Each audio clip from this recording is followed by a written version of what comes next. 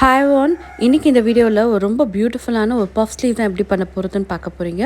ஒரு ப்ளவுஸ்க்கு நம்ம போடுற மாதிரி ஒரு ரொம்ப அழகான பஃப் ஸ்லீவ். ஸோ பட்டு சாரியில் ஒரு பார்டர் இருந்ததுன்னா அந்த பார்டரை இந்த மாதிரி வச்சு நீங்கள் இந்த பஃப் ஸ்லீவ் ரெடி பண்ணிக்கலாம். ஸோ வீடியோவை எண்டு வரைக்கும் பாருங்கள். கொடுக்குற குட்டி குட்டி டிப்ஸ் டெஃபினட்டாக யூஸ்ஃபுல்லாக இருக்கும். கம்ப்ளீட்டான கன்சீல் பஃப் ஸ்லீவ் இது. ஸோ இதுக்கு வந்து பார்த்திங்கன்னா ஒரு 18 இன்ச் வித் ஃபேப்ரிக் நான் எடுத்திருக்கேன். லென்த்து வந்து பார்த்திங்கன்னா ஒரு 15 இன்ச் லென்த்தில் நான் எடுத்திருக்கேன்.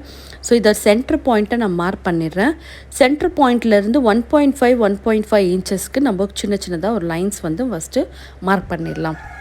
ஓகே, ஸோ கம்ப்ளீட்டாக 1.5க்கு ரெண்டு பக்கமும் நம்ம மார்க் பண்ணிக்கோங்க.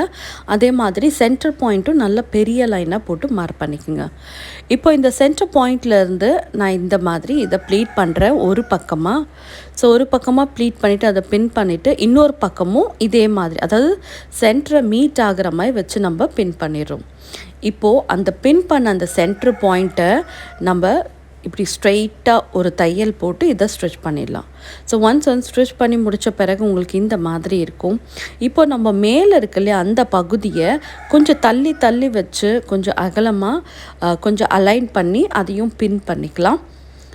ஸோ உங்களுக்கு எவ்வளோ வந்து பஃப் வந்து தெரியணும், நல்லா விசிபிளாக தெரியணுமோ அந்தளவுக்கு இதை நீங்கள் நல்லா தள்ளியோ இல்லை ஒன்றா வச்சோ இதை அலைன் பண்ணிவிட்டு இதை ஃபர்ஸ்ட் நம்ம பின் பண்ணிக்கலாம். ஸோ பின் பண்ணி முடித்த பிறகு உங்களோட ஸ்லீவோட பேட்டர்ன் எடுத்துக்கோங்க. நான் லைனிங்கில் ஏற்கனவே என்னோடய ஸ்லீவ் பேட்டர்ன் கட் பண்ணி வச்சுருக்கேன். இப்போ கரெக்டாக அந்த மெஷர்மெண்ட்க்கு இப்போ இதை நான் மார்க் பண்ணுறேன். ஸோ இப்போ மார்க் பண்ண அதே லைனில் இப்போ நான் ஸ்ட்ரிச் பண்ண போகிறேன்.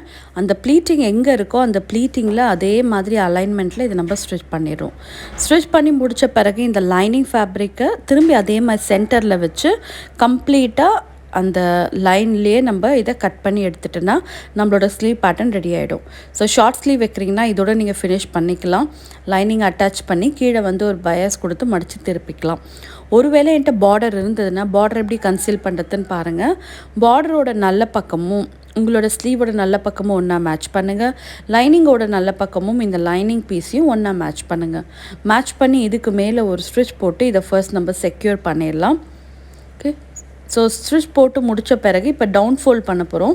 டவுன் ஃபோல்ட் எப்படி பண்ண போகிறோம் பார்த்தீங்கன்னா, அந்த லைனிங்கை பின்பக்கமாக தள்ளிட்டு இந்த ஸ்லீவை ஒரே ஒரு மடிப்பு மடித்து உள்ளே வச்சுட்டு இதை இப்படி நம்ம ரேப் பண்ணுறோம். ரேப் பண்ணிவிட்டு இந்த இடத்துல ஒரு 1/2 இன்ச் சீம் அலவன்ஸை தைச்சிட்டோன்னா நமக்கு வந்து ஸ்லீவ் வந்து பார்த்திங்கன்னா ராங் சைடில் கம்ப்ளீட்டாக கன்சீல்டாக அழகாக நீட்டாக இருக்கும்.